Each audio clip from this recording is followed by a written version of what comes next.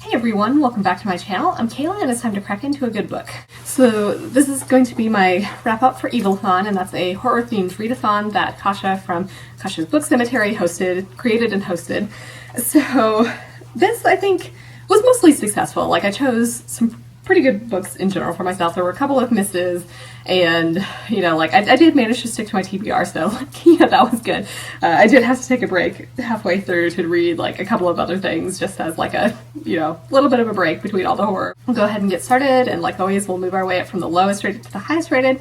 So the first book I'll talk about is a 2-star book, and that's White by Tim Lebbon. So for Evilathon, I read this for Quake, which was to read a book that includes a natural disaster. Now, I had kind of stretched this because I was like, oh, well, there's a whole bunch of snow in the description, and I don't know. It was definitely a stretch. The snow wasn't as apocalyptic or anything like that as I was kind of anticipating, but such is life. So basically, this is a very short story. There's this ruin that has happened as society is crumbling. Then we have the snow that's coming. So several survivors end up going to this Cornish mansion and they're trying to survive. But they keep seeing terrifying things out of the corner of their eyes. So this was not my favorite Tim Lebbon book. And, it wasn't terrible. I think my main complaint is it definitely was just way too short to really get a full sense of what's happening. It's pretty bizarre, I think. And I'm still not really clear on these creatures. They're definitely interesting, but I'm still not really sure what exactly they are. I didn't think it was really all that scary, more just confusing and strange. I did, however, really like the setting of isolation and the snow. It's definitely hard to escape. Again, with just this really short length, it's hard to really connect with the characters. I just kind of felt ambivalent towards them. They're not the most memorable to me.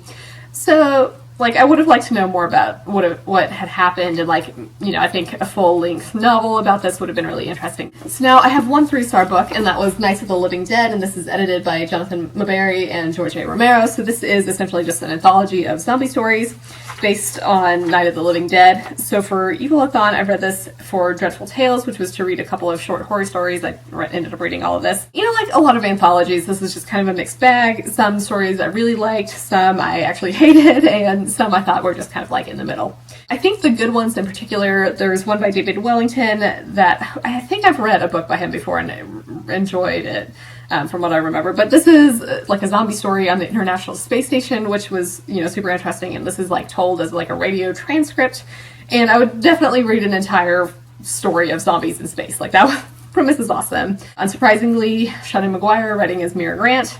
There's a zombie outbreak at a zoo, and we follow this zookeeper as she's trying to survive and take care of the animals.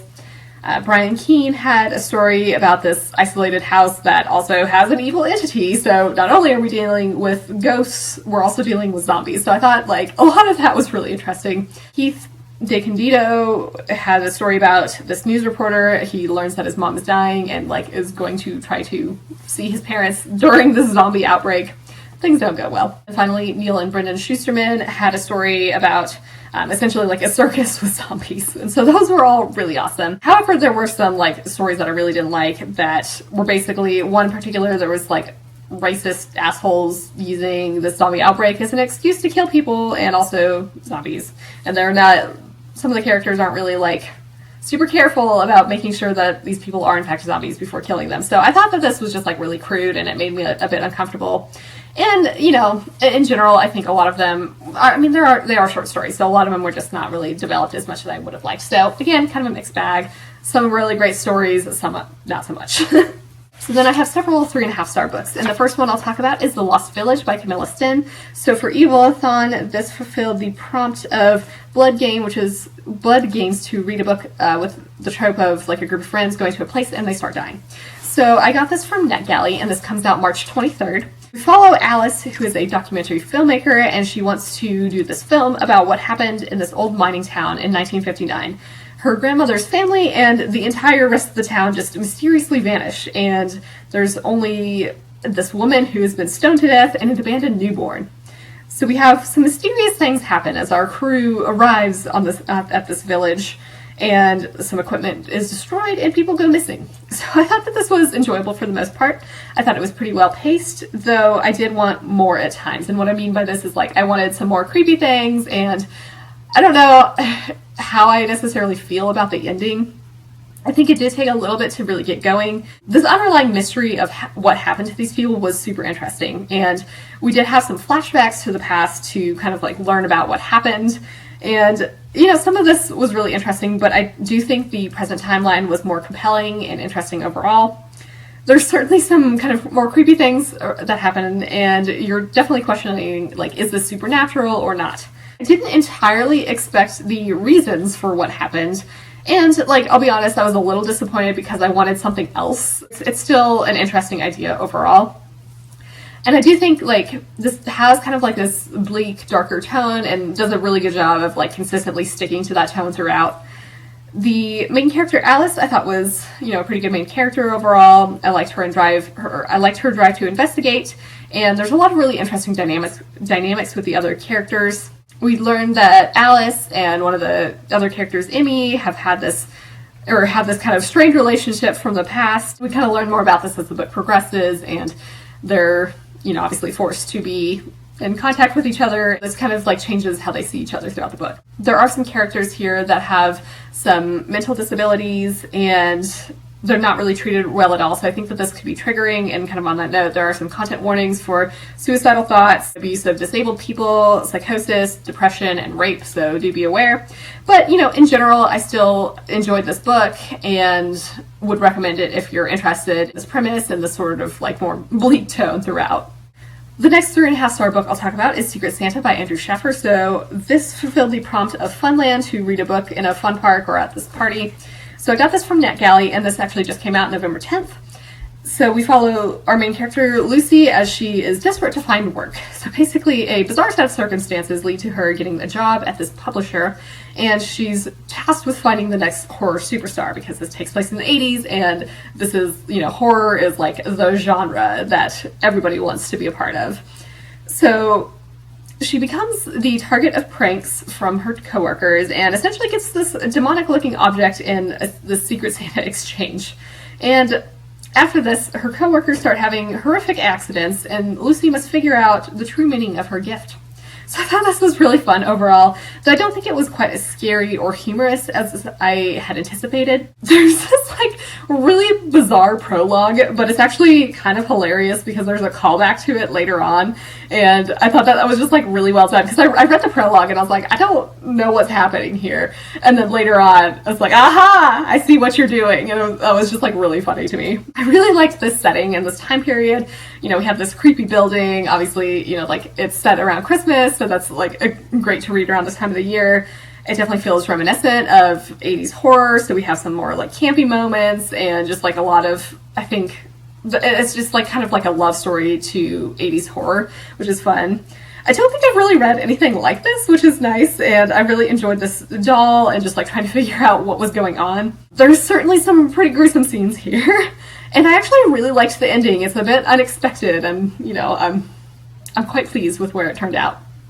I thought Lucy was an enjoyable main character.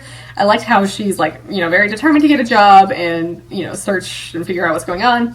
She's intelligent, though she does sometimes make some bad decisions. Like, there were some creepy things happening at times, and I'm like, oh my god, get out of there. I think she was pretty humorous, and I definitely rooted for her. So overall, I would definitely recommend this, and, you know, like I mentioned, this is perfect for this time of the year, so if you're interested in this premise, I would, you know, check it out. The last of the 3.5-star books I'll talk about is Harrow Lake by Kat Ellis, and so for Evilathon, this fulfilled the prompt of Island to read a book about a trip that goes badly. Yeah, like the trip was short, but it does not go well. So we follow Lola, who is the daughter of a horror filmmaker, and her father is one day attacked in their New York apartment, so she has to go live with her grandmother in Harrow Lake, and this is this eerie town where her dad's most famous horror movie was filmed. The locals are obsessed with this movie, and there's like been a whole bunch of strange disappearances in the town, and someone or something is stalking Lola. So I really liked this premise in this setting. You know, you definitely get the sense that there's something off about Harrow Lake, and it has like all sorts of like weird, creepy traditions. There's some eerie moments here, and there's definitely some things that are like more repulsive than others, in particular some scenes with teeth, and I was like, I can't handle this. Oh my god, I'm still like thinking about this one particular scene, and they're just like, oh, I can't do this. You know, I think there's a lot of references to this movie throughout, so that kind of made for some fun moments. You get to like learn about this horror movie while you're reading a horror book, and it's just kind of fun. The horror movie elements were woven in pretty well. Like I said, you know, this town is definitely kind of stuck on this movie. There's like this entire museum dedicated to it. They reenact things from the film, and it feels like this town has just been trapped in the past. The supernatural bits that we get here were great. There, like I said, there come some kind of like frightening moments and things where you can just let your imagination run wild with what's really happening. What's nice about Lola is she doesn't really like dismiss these more supernatural things, and she's kind of willing to believe that this is actually real. I didn't entirely anticipate the ending, and I'm not entirely sure it's necessarily what I wanted, and I definitely still have some like questions about like some things that have happened that I don't feel like were fully resolved, but it's still quite interesting. Lola herself is not initially the most likable. She is like, starts off being kind of, I don't know, she very much follows what her dad wants her to do, and there's like a lot of commentary about like what is the optimal thing to do. But she's like really persistent, and it did grow to like her as the book progresses, and she starts to stand up for herself and, you know, search and like figure out what's going on in this town, and just like this, I don't know, some mysteries and things. I will say this like mystery was a bit sadder than I anticipated. I would definitely recommend this, especially if you're in the mood for YA horror. Like, it's not the scariest book I've ever read, but there are some, like I said, some moments that are definitely like, ugh.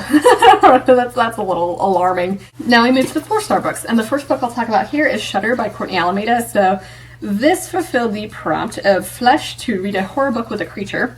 So basically we follow a descendant of Van Helsing, and she has been trained to destroy monsters. So in particular, she exorcises ghosts with her camera, and she has this team to help her out.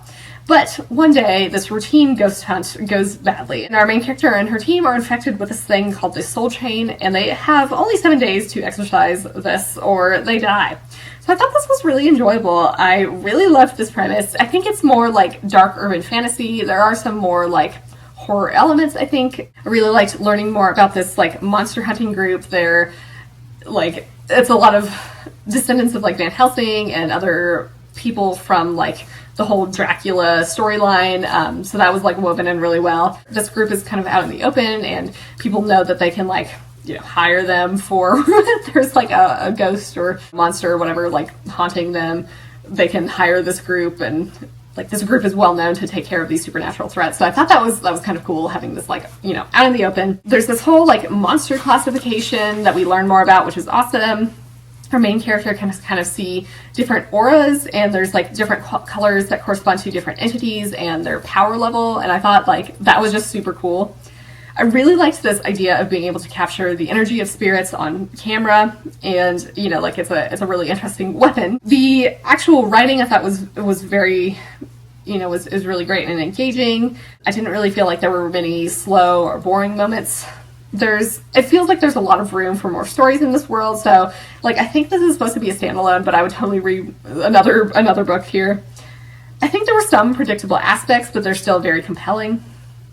Her main character is mostly enjoyable. I think she's pretty badass, but she's very impulsive, so she leaps into situations without thinking, which can kind of lead to some unfortunate consequences. The rest of the team were pretty enjoyable. I liked their different skills and strengths, and it does seem like a good group and like, you know, fun group dynamics overall. There is a romance here. It's not really insta-love, so that's nice. And I thought there were some moments in the book that were like too focused, I think, on this crush/romance, but I thought it was actually hilarious because the main character actually acknowledges that she needs to be focused on this ghost instead of, you know, this potential romance, and I just had to laugh because I was like, that was exactly what I was thinking. I think there are some very well done relationships here, and between lots of the characters. Then this book is definitely a lot about processing grief, so that was quite interesting. There are some content warnings for abuse, death of family members, and, you know, there's some gory moments, but I really liked this overall, and, you know, I had read Pitch Dark by her a few months ago and enjoyed that as well, so I feel like her writing just works really well for me, and I definitely want to check out more by her. The next 4-star book I'll talk about is Fury for the Tomb by Sidor. So for Evilathon, that's filled the prompt of Bite, to read a book about vampires. Now, there were vampires here, but obviously mummies are more of the focus. So this is described as like this horror adventure Western novel. So we start off in Egypt in 1888 as our Egyptologist discovers 5 coffins and a sarcophagus. However, this expedition is cursed. He ends up returning to America, and his train carrying these mummies is hijacked by banditos who steal the mummies, and essentially our main character has to go into Mexico with his sponsor's daughter, an orphan Chinese busboy, and a gunslinger to retrieve the mummies. So I thought this was a really fun adventure overall. The beginning really reminds me of The Mummy from the 90s, and I loved that movie, so I just really absolutely loved this beginning part. There's some unexpected things that happened here that were actually more like horror than I anticipated, so that was awesome. I did want more time spent in Egypt, but I really loved what we had here. So then we get like a lot of interesting creatures, like there's mummies, vampires, ghouls, things like that, like a whole bunch of variety here, and it's not the typical vampire. These like giant worm things were not what I anticipated. We have like this sorcerer situation happening. It was awesome. It's definitely like this pulpy adventure vibe, and a lot of it, I think it's kind of like a blend of Indiana Jones and The Mummy. So, that I love both of those things, so this worked really well for me, and I do enjoy a good like pulpy adventure movie or book, so I had a good time with this. I thought that this was pretty well paced overall. I was never really bored, and I thought there were several exciting moments. We have some tombs, there's like this crazy labyrinth puzzle situation that happens. I will say there are some like old kind of racist views that some of our characters have, but like this felt very genuine, I think, to that time period. So, do with that what you will. I really enjoyed the characters overall, though. Our main character, Ron, is kind of bubbling at times. He definitely wants to make a name for himself, and what's interesting here is like we have him kind of narrating as he's older and like recounting this adventure, and he's like reflecting on things that have happened, and like is kind of realizing some stuff as he's like recounting the story. It's not like a lot of back and forth. There's just like a few moments where we follow him later on as he's recounting this, but it's mostly like in the 1888. Our gunslinger is more than what he seems. Like he's certainly seen some supernatural things before. We have a ghoul character who provides some comedic relief. This Chinese busboy has more of a role to play. Generally, like the character dynamics are quite interesting, and I had a really good time with this. I will say there are some content warnings for animal death here, but overall I had a really good time with this, and I definitely want to keep going with this series. The next 4-star book I'll talk about is The Shadows by Alex North, and this fulfilled the prompt of Among the Missing to read a dark/horror thriller. So here we have 25 years ago, Charlie Crabtree committed this shocking murder and, has kind of like gained infamy on the internet and inspired copycats. Paul, who was friends with Charlie and his victim, years later has to return home to care for his ailing mother. Another copycat strikes, though, and there's, something in the house and someone following Paul. It kind of reminds him of the past and like this really unsettling fact that Charlie was never seen again after this murder. So I think that this was also, like, I recently read The Whisper Man, and I think that this was also good, though I don't think it drew me in quite as quickly as The Whisper Man did. However, saying that, like, I still read it in one sitting. In terms of, like, the creepiness and supernatural stuff, I think this one felt like there was a lot more of that than The Whisper Man. There was definitely some, like, rather chilling moments that were rather scary, and I don't remember what Ivy was doing, but I was reading it when it was just me, and like it was kind of dark out, and I was like, oh my god, I'm like a little alarmed right now being by myself. So that was kind of funny. We have some really interesting elements. There's like these shared dreams and like lucid dreams. Exploring that made for some, rather alarming moments, just the descriptions of some of these dreams. We do have some flashbacks to when Paul was a kid, and I think that this worked really well. We get to learn more about Charlie and what had happened previously and how it connects with the present. Charlie is super creepy. Like, my goodness. He is an alarming child and definitely messed up. There's some connections here with the Whisper Man, and I thought those were fun. There's, like similar to the Whisper Man, you're questioning whether or not these things here are supernatural, and this did keep me guessing. There were some surprises here that I really didn't anticipate. I thought Paul was an interesting main character overall. He has definitely like worked really hard to put the past behind him, but he has to work up the courage to confront it. And I think, you know, like I had mentioned in The Whisper Man, how that had kind of like father-son relationships. I think this is, again, more of this like parent-child relationships and just exploring that. So yeah, you know, I had a really good time with this. I think it has different strengths compared to The Whisper Man, but at this point, like, we'll definitely check out whatever else Alex North writes. The last of the 4-star books I'll talk about is Nosferatu by Joe Hill. So for Evilathon, this was the prompt of Endless Night to read a horror book over 400 pages, which this definitely was. This was 700 pages. So we have our main character, Vic, and she is able to find lost things with the help of this old bridge and her bike, and this kind of takes her wherever she needs to be. We also have our villain, Charles Manx, and he takes kids for rides in his 1938 Rolls-Royce Wraith, and he can slip onto these hidden roads leading to Christmas Land. Vic ends up having this encounter with Manx, and she's the only child to ever escape him. Years later, Manx is on the road again, and he's after Vic's son. So I thought this was really great, and actually super perfect to read before Christmas. This whole Christmas Land setting is just like creepy as hell, and like, it's, you know, it's interesting.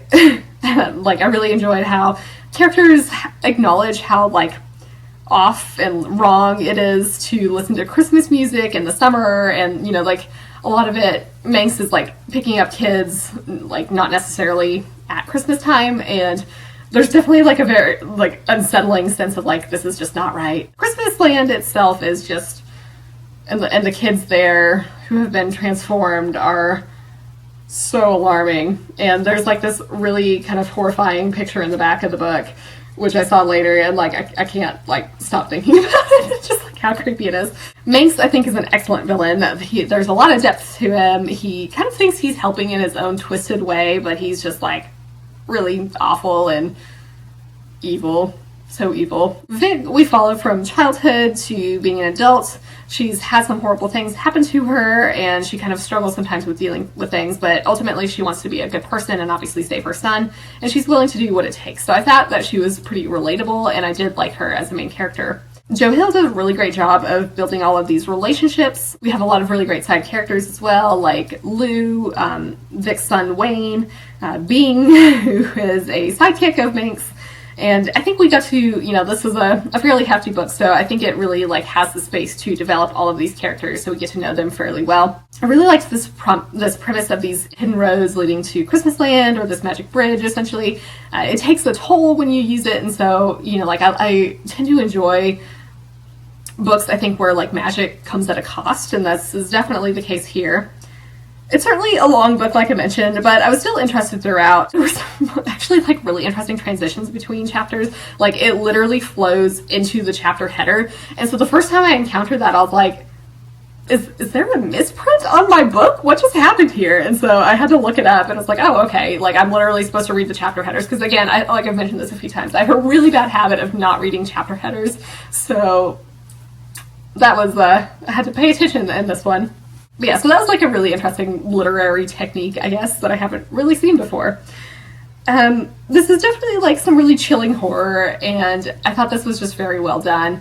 Again, perfect to read around this time with Christmas Land. Like, I feel like I don't know if I can listen to Christmas music the same way again. And finally, the last book I'll talk about today is a 4.5-star book, and that's The Companion by Katie Alender. So for Evilathon, this fulfilled the prompt of No Sanctuary, to read a book where people are trapped somewhere. So our main character is kind of trapped in this isolated house. So this is a YA book where we follow Margot, and she, like the other orphans, say that she's lucky to survive this accident that killed the rest of her family. She's lucky to have her own room because she screams at night. She's lucky to be chosen by this family to live at their prestigious estate, to be the companion to their daughter. Everything seems great once she gets there, but the house starts to play tricks on Margot's mind. So I thought this was really enjoyable, though I will say it's not quite what I anticipated. It's definitely this gothic horror type feel, which I really like. This house is creepy. You know, we've got these like strange gardens that have some alarming bits to them. there's a lot of mysteries around this house, and it's really fun to watch Margot kind of explore and, you know, figure out what's going on here.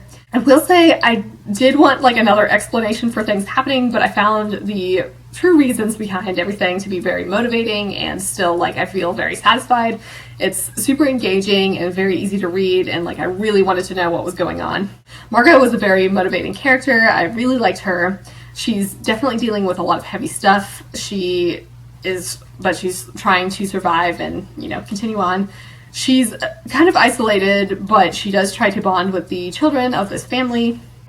Agatha is a bit of a mystery. There is a bit of romance here, which I'm not sure was quite necessary, but I don't know. I'm still kind of, but I didn't mind it as much, I think.